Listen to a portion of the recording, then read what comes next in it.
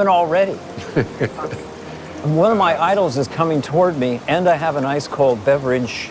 Jeez, look at that walk. You walk like you're 42. What do you... You don't have any tight hip flexor? You walk like a 42-year-old. I've never seen a strut like that. You know what I thought walking over here? Yes. I thought, I'm going to need the crying box tonight.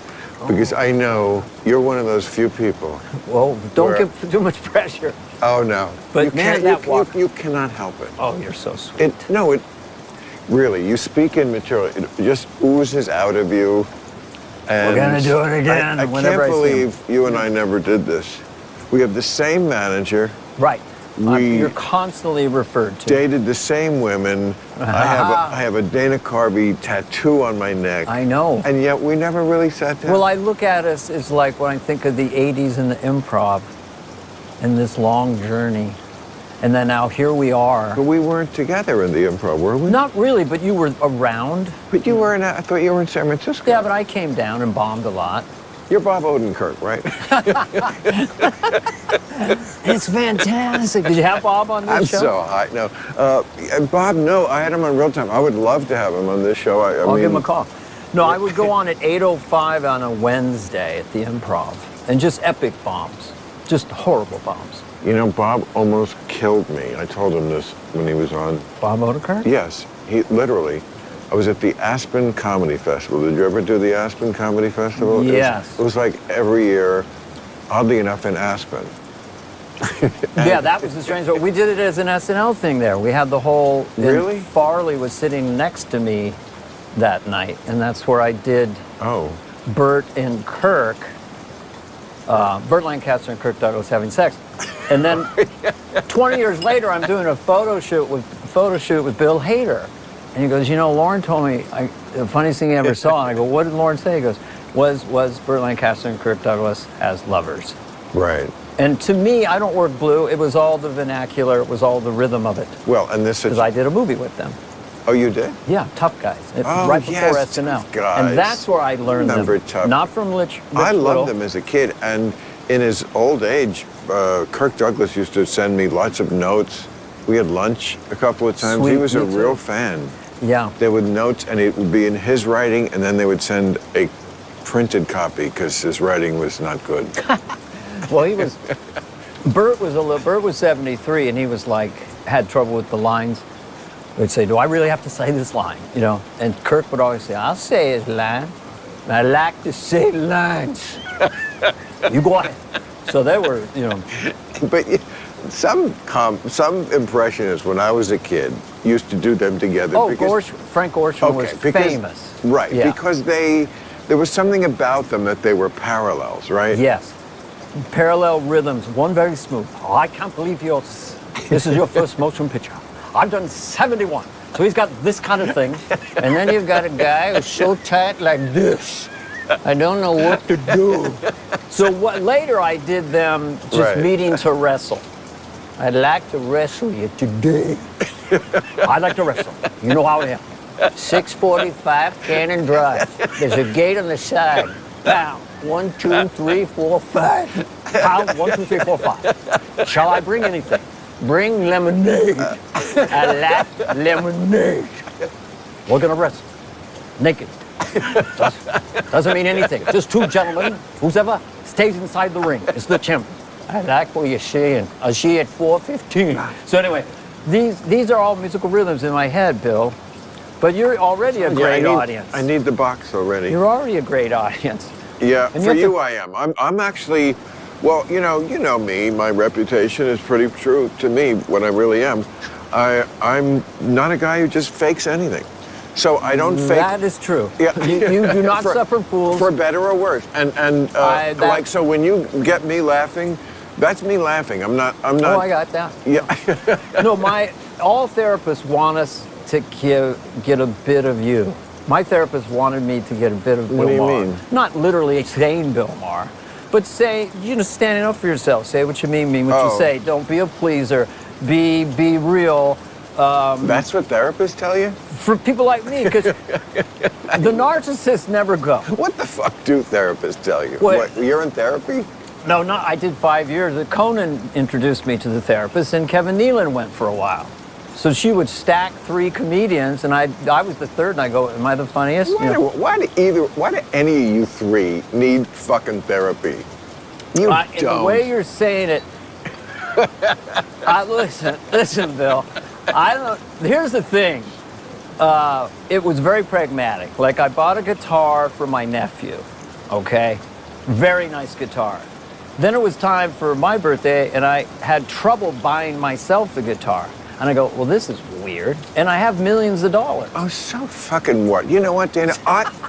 Look, see, now that makes me Can I just say something serious to you? Yes. I've not known you for 35 years. Yes. Well, we've been admirers from afar. And in all the time, I don't really know you. I have never known you to not know you at all, so I am going to pass judgment on you going to... Yes. Well, we watched each other from afar. But I just don't feel like... I feel like I do know you like... You do know. Like America does, because you're such an open, giving performer, you know? So it's hard for me to believe that there's some creep hiding behind that. No, it wasn't really not a creep that. or anything. Not like you're such a normal guy. You're I just happily. had trouble saying no. Just put it there. You know. Oh, you have trouble saying no to benefits and to gigs I don't want to do. Well, why didn't you just say? That's a talk show first.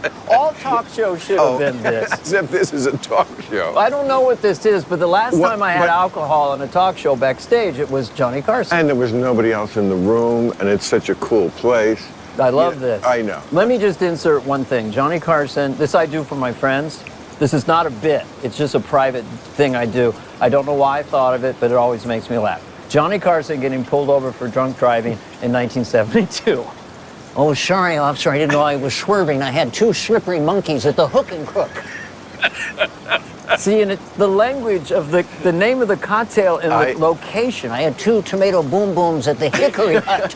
It's not even alcohol. I mean, we are both huge Johnny fans. Of course, and you I intersected with him. Was he okay with you doing him? In the beginning. Right, because he was a prickly guy. I mean, when you got on the wrong side of him, it was as cold as the Nebraska wind. Oh, yeah. It really was. And he got that from his mother, who was very cold. And, he certainly was the most charming man on the air. Yes. I mean, he certainly is who I wanted to be in my formative years. That was my first take, is the charm and in specific, the earnestness. And I took it to. For those of you at home, you're watching a television, or you with an old lady, so you feed the chickens in the morning. Is that so? His Nebraska earnestness was the charm, right? That Midwestern politeness and graciousness. Yeah, gentlemanly. While he was also Peck's bad boy, he was also naughty. You know. Right. But within that, he rode those 2 things perfectly. But off stage, he could be really bad. Oh, once he went cold, that was it. I was just blacklisted. Oh, and he did that to you? Mm-hmm. Well, I just didn't get invited back, but I didn't blame him. My thing was always really loving embodying. It was the only time I was, as a performer, didn't care if I got a laugh, because internally I was laughing so hard. But, Dana, it was hysterically funny because I could see why he was mad at it, because you were basically a young guy calling out older guy out who had lost his step. And, he was doing Fluid Art Turbo at 67. I know. Yeah, or El Moldo with the jet black hair, which now didn't look right on a 67-year-old. And sometimes he'd do a sketch where he'd have a diaper on or underwear, and he's just 58-year-old skin is just doesn't look good on television. Right. That's okay. And it was sort of formulaic at this point. The joke bombs, they go into T for 2, and he does the little tapping. And Jay would do 80. And you captured that, which is not what someone wants to see. Sometimes it's what somebody needs to see. Right. I always vowed that if I became that, I would quit before they were making the here's my theory. Jokes about that everybody eventually becomes a caricature of themselves, whether it's Jack Benny or anybody. If you go on long enough, you're going, is that an impressionist or is that the real guy? So Johnny had jumped the shark on that, but he got out afterwards. But I didn't like the part where some writing got in. I was writing it with other people that made him senile, because I didn't think he was there. He was from another era, but I didn't think he was sort of not with it Johnny? mentally. Johnny. Can I tell you my best Johnny story? Oh, I would love it. Okay, so, and this captures, I think, both sides of him. Yeah. So it's the last time I'm on, and Jay was scheduled to take over in a few months, right? Right. Okay, so and Johnny, I'm leaving by the, you know, the entrance, and there's Johnny, of course, has the first parking spot. Yeah. And he had like a Corvette or something. Always a Corvette, I was going to say that. It was not like a... The leather jacket, the Corvette, It was so Midwestern. It's like Joe Biden in a way. I'm worth $150 million, but a Corvette, you know, I couldn't. Okay, so, and I don't know anything about cars or care about them, but and I come out and he can't get the car started. So there's a couple of aides who are, oh my fucking God, what are we gonna do, Johnny? Yeah, Johnny's going to blow his gasket. And I'm a 28-year-old comic or whatever. I walk over and you know, just kind of poke my head. Oh, hey, what's and he's like, can't get it started. And I said, oh boy, I bet you Jay Leno would know what to do. And he goes, we'll find out how much he knows about television. Wow. Isn't that awesome? Competitive till the end. Like, yeah. And just like cold, but like funny, kind of real edge and appropriate for the moment. And so he wasn't, I mean, he was very sharp. We'll find out what he knows about television. Yeah. Yeah, just like he could be an assassin. And you know what we found? I'm going to cut you from your sternum down to your spleen. You know, you could, And you know what we found out? Jay knew a lot about television. Jay, oh yeah. 22 years, #1. They got fired twice for the sin of being #1. Jay would And he had his finger. count jokes. He knew exactly how long his monologue should be and what the metrics were. I've never known a brain who could take show business and analyze it and make it really simple. And he normally was right. Oh, yeah. Yeah. No, I mean, that show was certainly different than Johnny's show. And you could say it was, you know, Johnny at first used to have an author on, you know, Gore Vidal would get 15. That went away. And of course, it was, as the country got dumber, the show had to get dumber with it. And it got dumber after. I'm not blaming the host. You have to play to where the audience is. The audience is too stupid now to watch Gore Vidal for 15 minutes. They don't have anything, or that kind of attention. That's all gone. And Jay was exactly right for his era. Yeah. It was not a dumb show at all. But it wasn't what Johnny was. It wasn't just talking. It was more of a party. Yeah. Because that's where America was. And it became even more so now. And there's a picture, I guess it's Look magazine in 1968 or something, but Carson was a sex symbol and a rock star in his prime. You know, completely. Absolutely. And that's why I wanted to be him. He wasn't just funny. Yeah. He was sexy. You know? Well, you're one of the few, you know, via Jack Benny to Johnny to Conan, Conan would do the kind of the passive look to the camera as he's the, you know, the fall. And you do this little heel lift. My monologue. Yeah, which is great, and it shows you how great Johnny was. That's just something about it says I am always doing Johnny in the monologue, to a degree. Yeah. Absolutely. Yeah. That is so in my blood from watching that show, from the time I could sneak it when I was 12. Oh, yeah. And, you know, I didn't miss one episode through college. You know, that was just what I lived for. And, you know, and you're right, it comes to, Carson used to always say he was doing Benny. You know, sometimes, yeah. There was a Benny. You know, Benny was more like Belzer used to have the great, you know, old Rochester.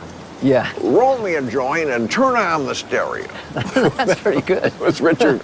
Richard Belzer doing it, but the line is what I love. Yeah, of course. Specificity. It was so like when he used to do that, I used to think, wow, I'm so hip. I'm a Catch a Rising Star and living in New York in a shitty apartment. And this guy's like talking about roll a joint, making fun of old people like Jack Benny. And, boy, those impressions would still survive in the 70s. Jack Benny, I could do. Jimmy Stewart. You can't do Cary Grant anymore. You can if you're Rich Little because you suck. And you're doing a show at 4 p.m. in Las Vegas. Yeah, I don't know how blue you can be on it. This is just blue. This is. Are you kidding? Cary Grant. It's just us, sweetheart. Cary Grant is a gay man. I used to do this at parties. Cary Grant was half was Excuse bisexual. me. I do believe you're sitting on my penis. That was, there's no place to do it but here. Why? Because people don't know Cary Grant? No, I don't know. If you don't even know him, it's a funny voice. It's an incredible voice. Have you thought about cruises? So, you just do stuff backstage. I mean, first of all, look, if you eliminate everything that doesn't get on a young person's radar, and I mean like Gen Z, under 25, you won't say anything. Yeah. You're just shut down. What? That's why it's only the politicians that are famous now, en masse, basically. I don't know a young movie star to, maybe Chris Pratt. I've never tried to do him, Oh, I think you do a great Timothy Chalamet. Come on, give it a go, right here, right now. I'm Timothy Chalamet. No, all you do is, if you can't do the impression, you say the name of the guy you're doing, and you're halfway home. But I never consider myself a pure impressionist. It was something that I did. Of course not. Yeah. No. Because I'm still known for Garth and Church Lady. You're just known for, like I said, you just know you're just going to laugh. Whatever it is, you're a five-tool player. You can just be a reaction comic who just says funny things in reaction to something else, or you can do the impressions, sketches, and characters. They're not impressions. They're just. I mean, Garth is not an impression. No. It's a character. It's a character. Well, thank you, Bill. It's a character that. Well, I don't want to get into like. Where does he come from? Well, yeah, I would like to know that actually. That's basically an extrapolation of my brother Brad. I had 3 older brothers. Is that right? And if Brad would kind of talk like that, I could do it. That's why Garth had stun guns. Garth got a science bent. And it was just it's a super nice character to sit in because he's such a good guy. Yes. This is a good show, Bill. And an idiot, which is, nothing is funnier than an idiot.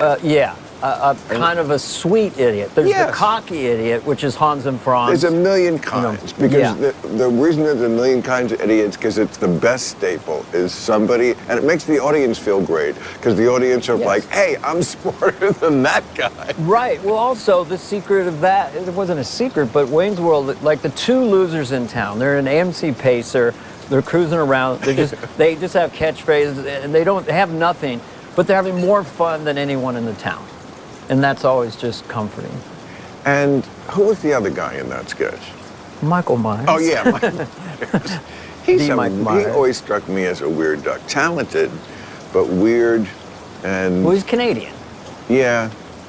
I mean, I don't know. Not everyone speaks well of him. I don't know him well. One night, with my We're father. very good friends. I'm so glad to hear that. Yeah. You meet people over a period of time, and then you come back around to them, and you suddenly kind of understand them, and maybe they understand you. It's and we have so many firsts together. We got. Oh yeah, no, you were in the trenches together. Yeah. No, I spent one night. It's not that long ago, maybe 6 or 7 years ago. We saw each other at a party. And when we decided, we went out to the beach to some bar way the fuck out. I don't know. So we were in a car together, at a bar together. It was a long night, and then he dropped him off at his hotel. Oh. And I felt like, that was interesting, and he was nice, but I have no idea who that is. I didn't, I advanced me. I know he loves his family. Yeah. And that was mostly what I got. Yeah. But I couldn't get, it was some people like that. They're a genius at characters. And maybe it's because they want to just be characters. There's something going on with who they really are and the characters, and maybe the characters rob some of their real person. Yeah, he's a sensitive guy. Toward the end of Robin's life, he was up in Marin County where I was, and really got to know that side of Robin, the powerhouse on stage, and then the wife, Robin. Robin Williams. Robin Williams. Yeah. Wasn't his wife Robin? That was Mike Myers. Oh. Yeah, so that's good memory. Yeah. But who are we talking about? Robin Williams. Oh, wow. Just another very sensitive guy. You wouldn't use a certain kind of sarcasm around him, or You wouldn't look in the mirror and go, Yeah. well, we're getting older. He Yeah. was just very sensitive, you know, and I got to understand that side of him, and then we became good friends, and then You did with Robin because you're both San Francisco, right? I just couldn't, he was so intimidating to me, even, you know, especially in the early days. He was there, my first set, Robin went on stage. What year were we talking about? We're talking 1976. 76? That's even before when I went on. 76, and I just saw a thing in the shit. paper. I was living in the frontage road near San Francisco Airport with my brother and his roommate in a shithole, and we were just smoking weed and playing Risk, and I was taking a night class at San Francisco State, and I saw a thing in San Francisco Chronicle, local comedians over on Telegraph Avenue in Berkeley. I didn't understand, I just knew famous, you know, Don Rickles. So anyway, I went over there, you know, and I was watching the show, and I took out my napkin and I started to write things down because I kind of could do Howard Cosell, or, you know, I thought, maybe I could do this. It was 20 people in a shithole in the back of a bakery in But Berkeley. it wasn't planned. It was just spontaneous. Yeah, and I had a couple friends with me, and then this guy comes up and he just loads up the room. I mean, he just levitates the room. Robin. Yeah. And I put the napkin back in because I didn't know it was Robin. I thought maybe there's a lot of these guys. Just the idea, you know, people went round and round about him, but at the end I just thought, okay, he created this character of a Shakespearean actor that's going to come out and try to do stand-up, and everything's going to be chaotic. Right. And there was a method to it, but it was sort of a brilliant creation because he was so worried. He kept apologizing to me, and I go, no, you didn't. No, He thought he stole stuff from me. Well, he was accused of stealing when he did Mork and Mindy. I know. He Tim would Tom- admit to that, you know. Well, okay. He could absorb anything, you know. I mean, he Right. But I've never seen anybody. He wasn't my favorite comedian, but I am kind of in awe of when I would see like a HBO special or something, Yeah.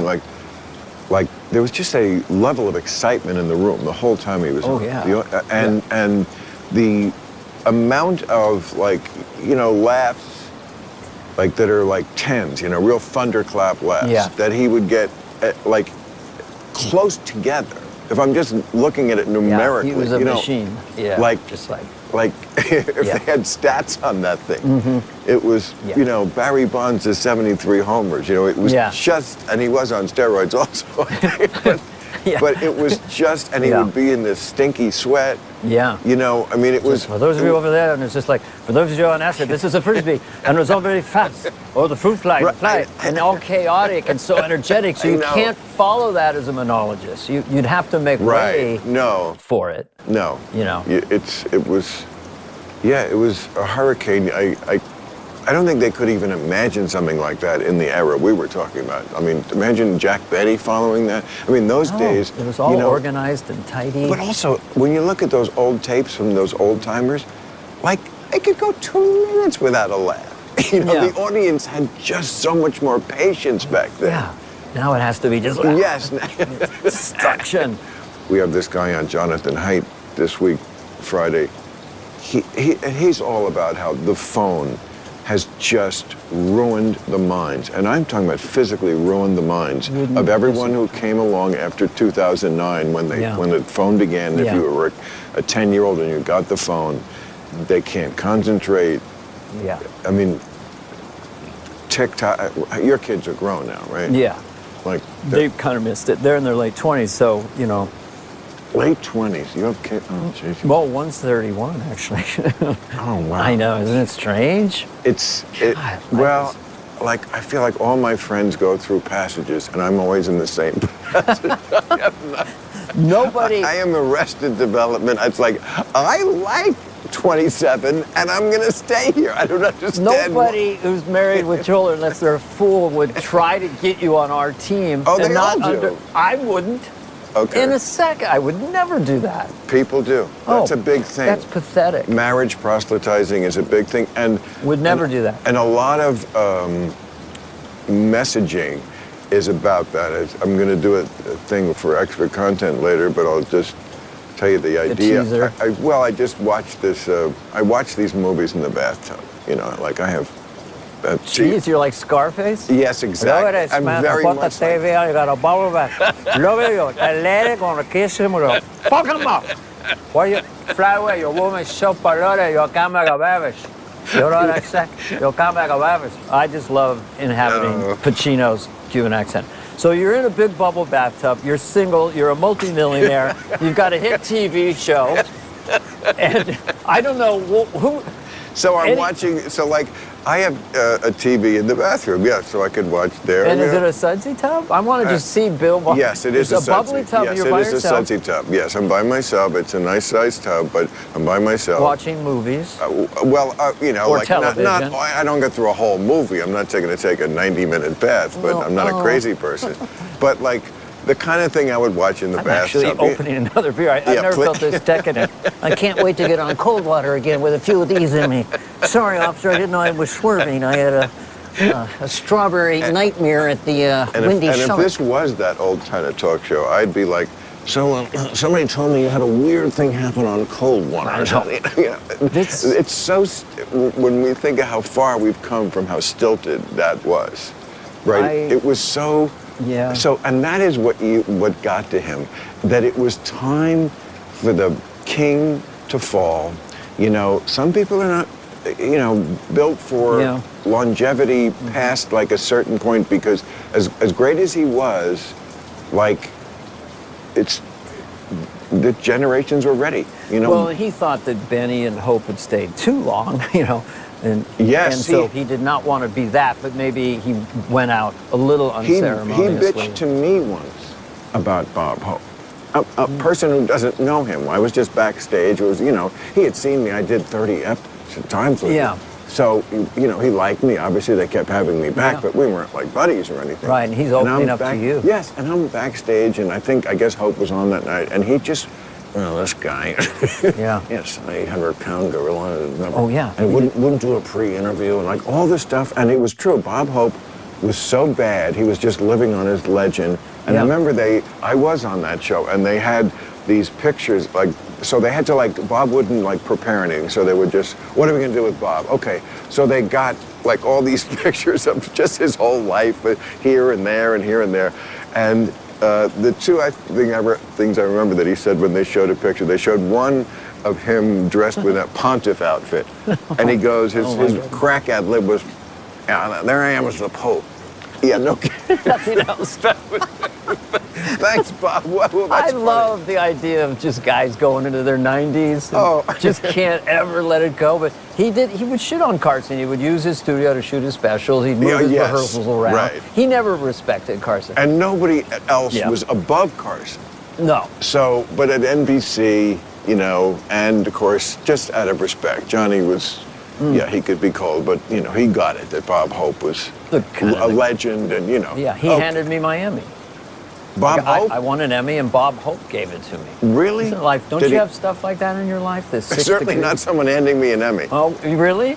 I'm going to make a phone call. Oh, yeah. 40 nominations. But, can we go back to the sudsy tub for a second? Because I think your fans want to see what... Oh, yeah. Okay. So, I mean, I just like the image of you, because you have sort of this, you know, whatever your vibe is, erudite, intellectual. Okay, I will go back. But what year did you quit pot? Probably, I smoked it quite a bit, maybe at 24. Because you said when you were living in that place, you were smoking pot all day. Oh, yeah, or a lot. But I don't, you know, we would... So where'd you go wrong? I got, you know, at some point I got a little paranoid on it, and a little anxious.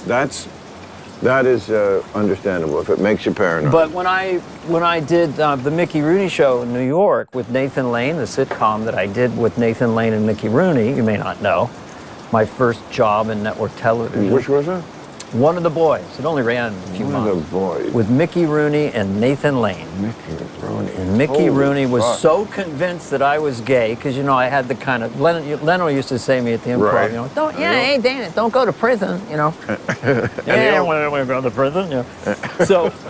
So... And he only comes up to your belt buckle. Oh, he was, I'm a fire plug.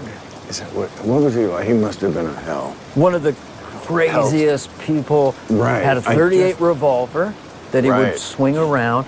He said this, if he didn't say it once, he said it 1,000 times. And I'll say it exactly the way he said it, and exactly the little quirks of it. I was the #1 Yeah. star in the world. You hear me? Bang.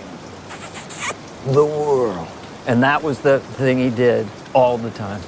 Right. And it's funny, I was going to ask you that question. I think I must have heard that Mickey Rooney? before. Well, that I he said was it, that he obsessed with His, yeah. what he was, and Yeah. it's like so sad. And you know, when people are like jealous, I understand why. We have great lives, a lot of us, and show Yeah. business is fun.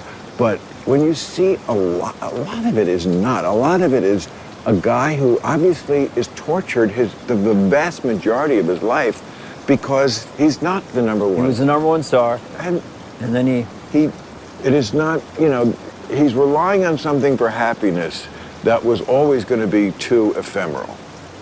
yes, and he called up the head of Warner's in 1955. He said, "This is Mickey Rooney. I need a job," and he hung up on me. And he's just looking off into space, you know. Mickey, and he had every sexy woman. He was the Pete Davidson of the Right. 1940s. I said, Mickey, how Right. did you do it? And he said, money makes you handsomer. Oh. But when I intersect, yeah, which is handsomer, I don't know if that's a word. I know, it's good though. But man, is it great, Of old course. fashioned. When I intersected with him, he was doing Sugar Babies on Broadway, getting $50,000 a week and $50,000 for the sitcom. And he was at the racetrack all week long. We would just rehearse to his stand-in. And he would always have like at least $5,000-10,000 in cash. And he'd put it in front of my face and say, think I can afford lunch? He was finally flush after 50 years. He put it right under my face. And But the fact that he wanted to do bits for you is kind of complimentary. I mean, well, after, you know, he was like Sammy Davis Jr. He was an impressionist. He played the piano. these old school guys, that's what I'm saying. They Like, do everything. yes, it's great to be in show business, kids, and yes, it's a good life, a lot, it's fun. It's also mostly shit for most people who go into it. And then there's this neediness. I mean, my friend Hiram Caston told me this, funny comedian, told me this story about Jerry Lewis. He sees him, I mean, this is like a long time ago, but you know, probably the 90s, and he sees Jerry Lewis on a plane.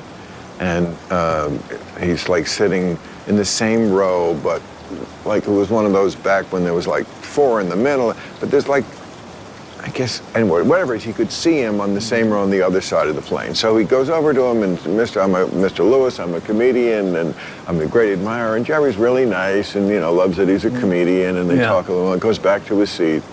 And he said he didn't want to look over after that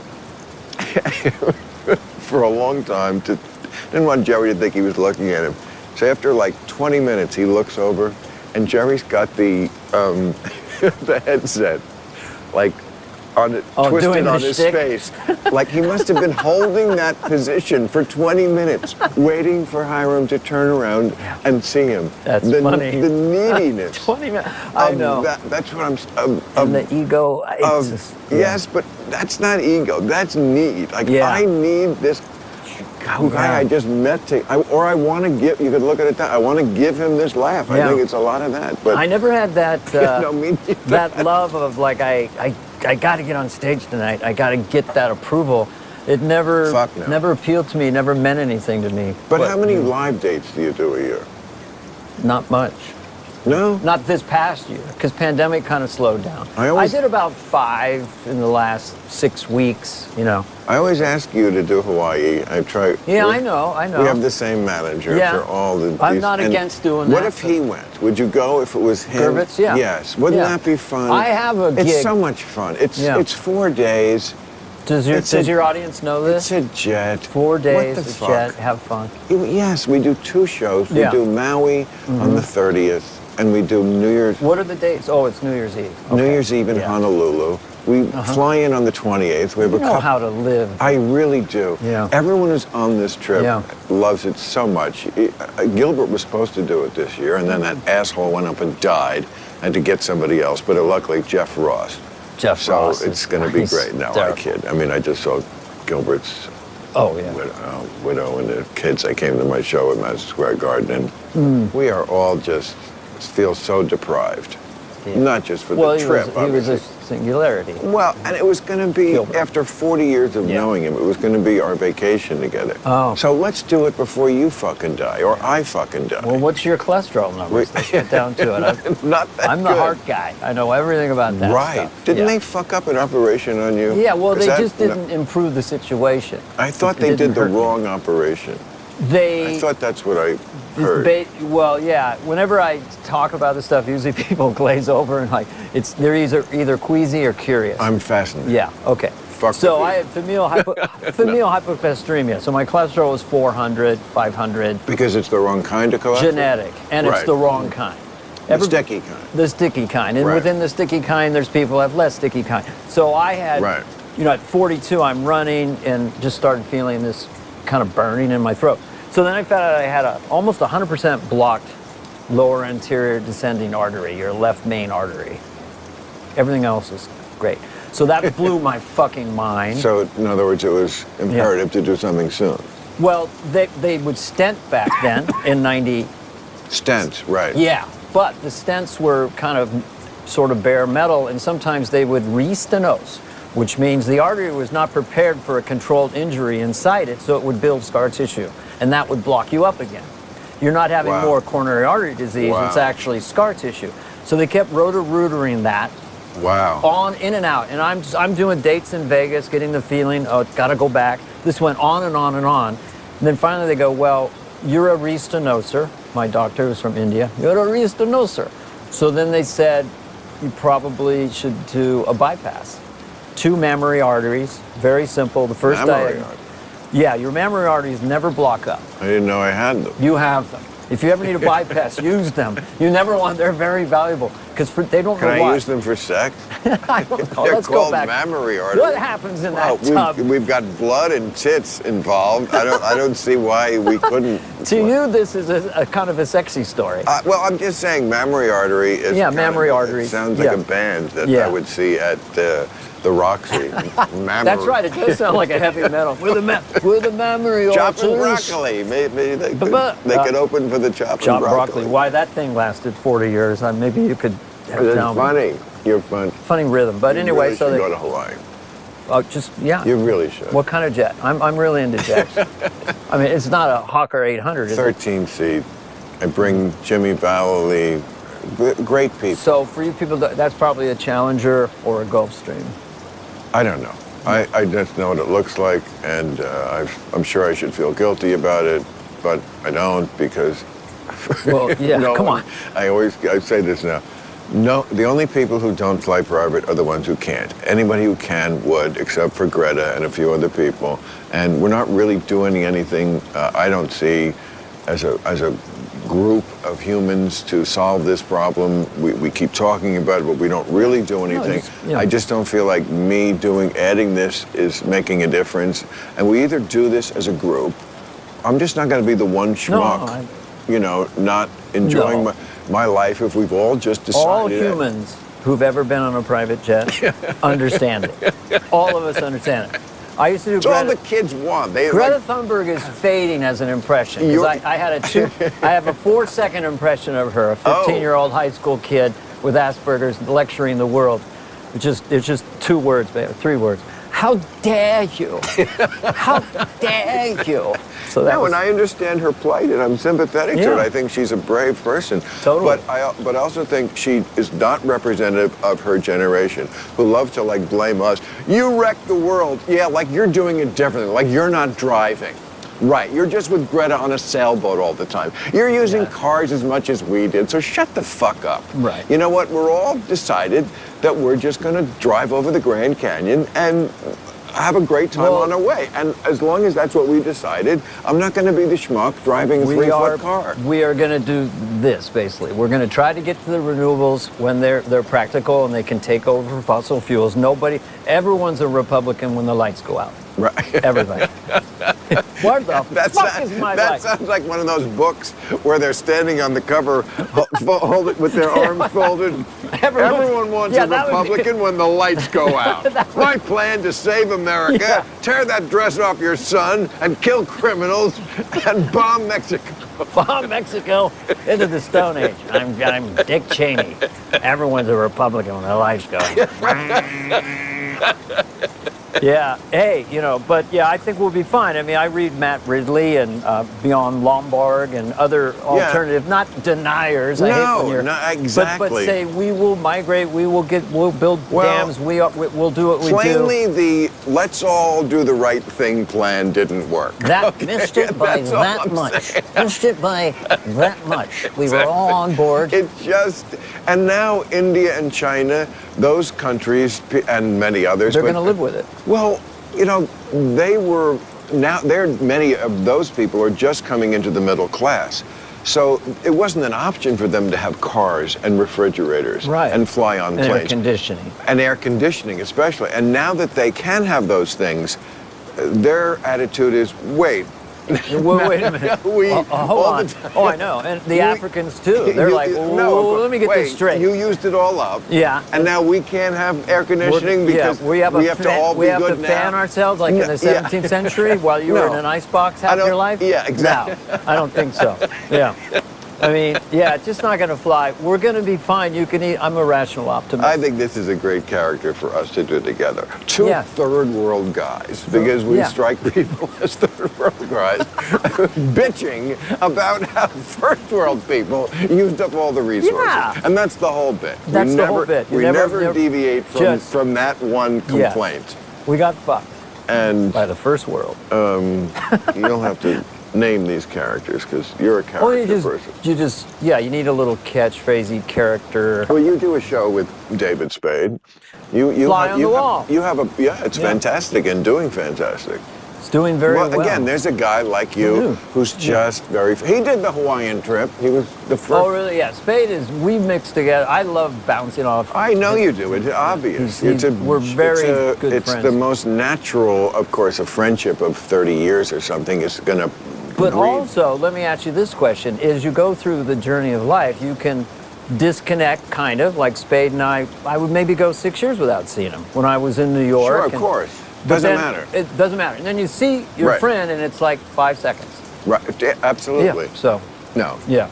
So it's nice that you get to, now see him, work gives us always the excuse to be with the people we really love. I always say to people who ask me about comedians, I say, look, if you're at a boring party with bankers and normal people, not to pick on bankers, and you're there suffering. Or normal people sounds a little. Well, just not comedians, and you're suffering through it, and then a comedian comes in. These are generic and they're sort of cliches. You're talking about your fans, okay? Be nicer. No, normal people are great. No, I know that. I'm talking about the very boring of the normal quadrant. Those people. Yeah. Oh, the ones who aren't our fans. Not our fans. Our fans are smart, especially yours. Well, I always feel like my fans literally are people who I probably could be friends with, a lot of them, if I knew them in person, because it's just it's a way of thinking. A sensibility. A sensibility and a way of thinking that, if you like that, and it certainly isn't for everybody, but if you do, you tend to like it a lot. Right. And you probably you're open-minded, and I think we would be friends with a lot. And to clarify that, I think it's more like a comedian is a sensitive instrument in some ways, and we're trained to, poke fun at the right thing, know what's wrong in the room, where's the elephant in the room, and so we're all used to that. We're speaking the same language, so that's okay. So you're at a my party. I know you do. No, I love all people. Anyway. But you're at a party with bankers, those fucks. Look, I lived in Greenwich, Connecticut. Okay. Well, that explains a lot. Yeah, exactly. Well, I was doing the Dana Carvey show. Why does that explain a lot? I don't now know. you're digging a hole. It was just a rhythm thing. No, that's funny. That's right. That explains a lot. So It I went means to nothing. You're I right. went to the proctologist. It means absolutely nothing. I went to the proctologist. No. That explains a lot. So You're that right. you That's can- the Carson rhythm. And also, you can just sometimes get a laugh off a rhythm, and it doesn't have to mean anything, you know? Well, that's the best laugh. That's everything Well, to me. Well, you- But I do really admire people who can write good jokes, Of because I don't course. write jokes. Oh. But people who can really write, you know. I'm going to go back to writing them in an hour. I have a real job. This is just my hobby. So now I want to. You get the Plainly, I sudsy don't. tub has happened. Your day's done. Oh. Do you go into a little room, an office, and do you unplug everything? And you got your monologue you're working on for the show this week? No, monologue is Or something. stand up is always around bits. No, my stand up. I just got off the road this weekend. Do you have a new bit that's working or a Oh, new I got line? plenty. What's the line that's killing now? You know, you're in a joke of mine. I am. I name check you in a joke. That's you, awesome. You want to hear the bit? Oh yeah. Okay. I'm Well, flattered. I don't care what it's it at the is. end. Yeah. And see, at the end of my act, and it's a lot about how parents overprotect their kids these days, and I think everything is ass backwards with parents. You know, parent. I won't do all the jokes, but Yeah. parents apologizing Oh, yeah. to their kids. It's a kid-centric world. It's a kid is. It It's used a to lot be of kids you know, used to have to be seen. Hey, not buddy. heard. Yeah. Ready? You know, a lot Right. of hey, buddies. Yeah, they're cult objects. And you know, and there's a thing about they're apologizing to their own kids. You know, I let you down, buddy. You know, because dad cheated or something. This is the plot of so many movies, TV shows, and real This is life. all killing. Yeah, so you know, and maybe when you get older and you learn what an erection is, you'll be a little more forgiving, you know. And then I'm talking about how and actually, you know, even when people say you shouldn't think with your dick, you shouldn't let your dick run your life, why not? It's gonna win anyway. That's great. Okay, so, and then So you got it. your part comes. Why? I'm like, and this is true. This all comes from the truth. Yeah. And I didn't used to talk about my personal life as much as I do now. It's funny the way, so for some reason at this age, I can look back 20 years and it's not creepy to talk about relationships, whereas I don't want to talk about relationships that are current Right. because I'm too old. People, you have to be either be married and have children or shut the fuck up. But if I say 20 years ago, so Right. I would say a couple of times in my life, far from being a detriment, I see where you're going. my penis actually protected me. There was a couple of times, and I won't go into detail Okay. of why, but there was a couple of times when I was about to have sex with someone who I really should not have been having sex with. I know where it's going. And my penis was like, nah, not gonna do it. Wouldn't be prudent. And then I say, that's how sophisticated my dick is. It can do Dana Carvey doing George Oh Bush. God, that's great. Yeah. Not gonna do it, not gonna go there. Penis erect, foreskin ready, thrusting hips, area willing. Gonna negate it, closing area down, blanket on it, sponge it down, go out to the side, masturbation, take that desire down into a potted plant, keep the plant where it is, education.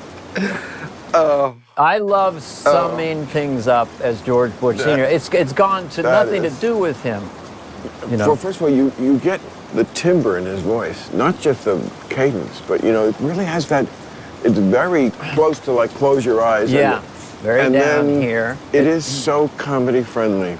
And- Just to the guy who makes everything super correct and right and Right. prudent turns out to be so Wouldn't funny. be prudent at this juncture. Such a funny Yeah. thing especially when you apply it to stuff like penises. Not gonna do it, gotta do it. He's down here. Obama was a tough one to do, but now I do a joke just because it made me laugh. Obama's now going to preschools and talking about, public policy. Jack and Jill went up the hill. Oh, that's good. Jack and Jill went up the hill. Oh, And Jill decided she wanted to be a Jack.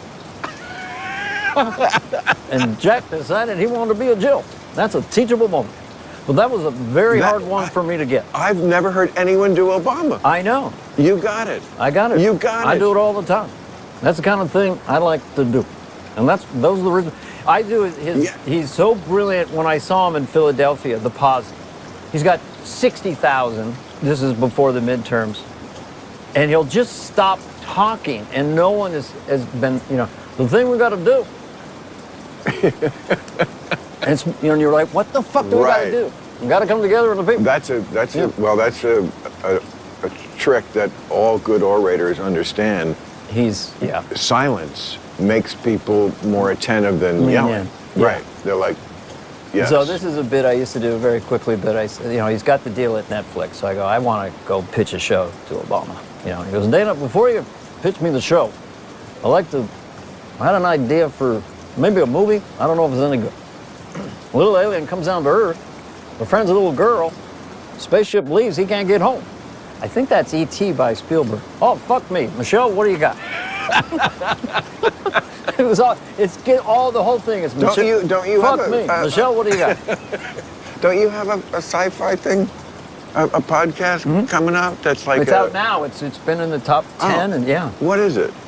It's called The Weird Place.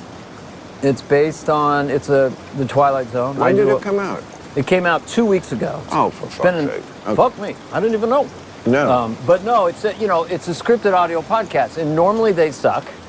My two sons were the ones, and their best friend from their childhood. Scripted audio podcast, So like it's a radio show. Yeah, like storytelling. Holy fuck. Yeah, and it's anthology, and Rod, I can't say Rod Serling, takes us through it, and then my two sons didn't want to be publicized, so go, Dad, whenever there's celebrity kids with the dad, it sucks. Right. So they've kept it very under that's wrap. cool. Totally, and Very smart. we went downtown. It's like an audio feature film, really. It took it to a new level. You just have to hear it. So it's an hour? It's 90 minutes of content. There's a talking weird companion piece where Rod interviews people. But And you do one a week of those? no, it's just like an album. We just did 5 episodes, and we're just seeing what the reaction is. But it's one of the funnest things I've ever worked on. So let's examine this. Like, Let's unpack it. no. Here's what I want. Let's unpack it. Gotta unpack Here's what it. I want to unpack. Bill probing, post suds time. Gotta get to his notes. Dana late, cold water, shut down. Go ahead. You got me on a roll here with my friend, my good friend Bush Sr. I always am curious, like, what gets on my radar, what gets on other people's radar, Yeah. why something does, why something doesn't. What the people, whoever was, you obviously wanted people to be aware of this. I'm a big fan of yours. Yeah, no, I agree. Of course, I get busy and I catch up on things like I'm in the middle of the end of my season. So it's like the last It should 4 have shows. reached you, to your point. That's right. Where did they fall down in me not? Good point. We did it with Team Coco, Conan O'Brien's company. Yeah, sure. And we're going to keep marketing it. We're going to have And they're good. billboards. Yeah. Oh, they're good. Yeah, so I just think it's hard to break through, but It is. It's hard to. Yeah, you just assume everyone knows. Like, I'm Well- assuming every human being will see me on this. And then you're like, you're going another part. Right. There's of course just too not.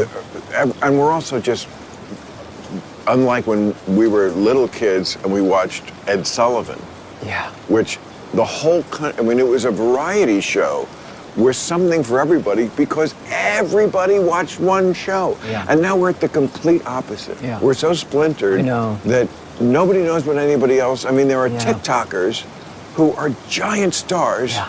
that we have no idea who they are. And There's a those handsome people kid- don't know Burt Lancaster. Handsome kid on Instagram that kind of just, his name's Brian. He opens jars of pickles. Why and he's are you- doing 7 figures. Why are you watching? Gervitz told me. Why am I watching the handsome kid? Why are you watching handsome young men? No, this is what Wait. I've heard of. But the point is, for young people, there's so many people on OnlyFans squatting in their pants. A woman who just squats in her panties with high heels, making $500,000 a month. The whole thing is so distorted now. And when we grew up, in my day we had, that. Besides Tiny Tim, everyone was talented. Tiny Tim was a novelty. He would have been great in this era. But everyone was talented. Perry Como could really sing, and Don Rickles was really funny. So that's okay. We're just from another era. But there's something we miss there from are it. very talented people in this era too. Oh, as well. But it's not necessary.